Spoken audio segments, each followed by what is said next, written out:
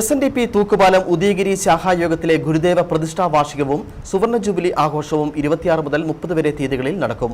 നവീകരിച്ച ഗുരുമന്ദിരത്തിന്റെ സമർപ്പണം SNDP യോഗം ജനറൽ സെക്രട്ടറി വെള്ളാപ്പള്ളി നടേശനും പൊതുസമ്മേളന ഉദ്ഘാടനം മന്ത്രി റോഷി അഗസ്റ്റിനും നിർവഹിക്കും.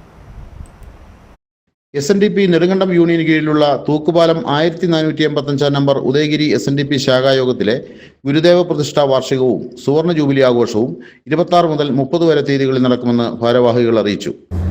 ഉദയഗിരി ശാഖായോഗത്തിൻ്റെ ഗുരുമന്ദിര നിർമ്മാണത്തിൻ്റെ 50ാമത് പ്രതിഷ്ഠാ വാർഷികവും അതോടൊപ്പം തന്നെ ഏറ്റവും മനോഹരമായി പണികൾ പൂർത്തീകരിച്ച ശാഖ ഓഫീസിൻ്റെയും പോഷക സംഘടനയായ വനിതാ സംഘത്തിൻ്റെയും യൂത്ത് മൂവ്മെൻറ്റിൻ്റെയും ഓഫീസിൻ്റെയും ഉദ്ഘാടനം പ്രൗഢഗംഭീരമായി ആഘോഷിക്കപ്പെടുകയാണ്.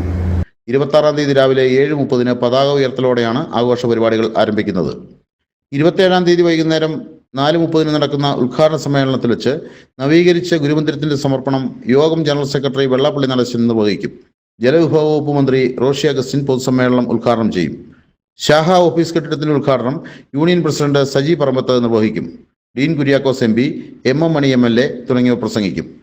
29-ാം തീയതി നടക്കുന്ന സാംസ്കാരിക സമ്മേളനം ജില്ലാ പഞ്ചായത്ത് അംഗം ജിജി കെ ഫിലിപ്പ് ഉദ്ഘാടനം ചെയ്യും. ത്രിതല പഞ്ചായത്ത് പ്രതിനിധികൾ, മത സാമൂഹിക സാംസ്കാരിക നേതാക്കൾ തുടങ്ങിയവർ പങ്കെടുക്കും.